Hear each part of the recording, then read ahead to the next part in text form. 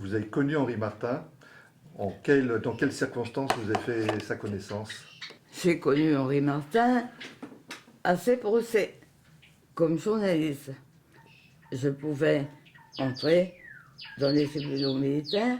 Henri, il m'a soufflé dès le début, hein, quand je l'ai vu. Ce jeune homme, si beau d'ailleurs, dans son uniforme de quartier-maître, qui était tout droit dans le box des accusés, seul, et fixant dans les yeux l'officier qui le jugeait. Il m'a impressionné. Je sortais de la résistance et comme tous mes camarades de résistance, je me suis entendu dire que les jeunes qui voulaient continuer la guerre pour libérer les Vietnamiens, on disait les Indochinois à l'époque, des Japonais. Mais quand je suis arrivé à destination, sur le bateau où j'étais, on ne tirait pas sur les Japonais.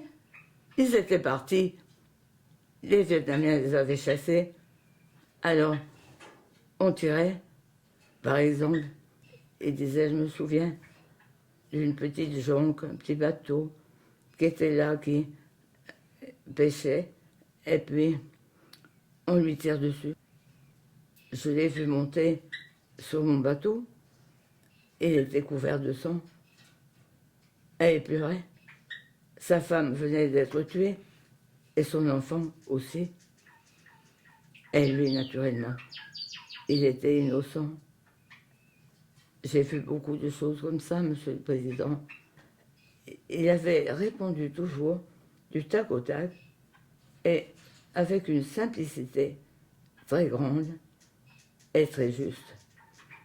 Ne pas vouloir que son pays soit sali en combattant des innocents. Vraiment, le patriotisme, c'est de dire non à cette guerre-là. C'est une guerre colonialiste. Moi, je suis patriote. Je veux que mon pays soit propre. Les cheminots faisaient la grève, ils arrêtaient les trains pour qu'ils ne transportent pas d'armes au Vietnam. Et les dockers, ils jetaient dans la mer, comme à La Palisse par exemple, ou à Brest, des armes. Des armes qu'ils auraient dû livrer et qui allaient se rouiller par 5 mètres ou plus de fond. C'était une levée générale contre ce qu'on a appelé une sale guerre. Et il y avait même une pièce de théâtre qui s'appelait Drame à Toulon, qui avait été conçue par un homonyme de Martin, mais qui n'était pas de sa famille. Il s'appelait Claude Martin. Et cette scène représentait ce qui se passait à Toulon, c'est-à-dire toute l'affaire Henri Martin. Et on allait la jouer dans tous les endroits où les gens étaient en lutte, ou bien voulaient bien nous recevoir. Je dis nous parce que j'en étais. Ils venaient répéter parfois chez moi. C'était un peu la commedia dell'arte, et je me souviens que ça se terminait toujours par une charge de CRS.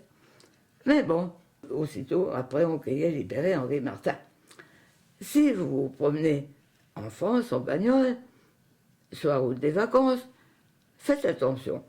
Quand vous passez sous un pont ou dans divers endroits comme ça, vous pouvez voir encore l'inscription « Libérer Henri Martin ». Il y en avait partout. Et les intellectuels s'étaient mis de la partie. Il n'y avait pas que des simples gens, ouvriers ou professions modestes. Et je me souviens que, par exemple, le poète Jacques Prévert écrivait dans Le Monde ou je ne sais où les paroles suivantes.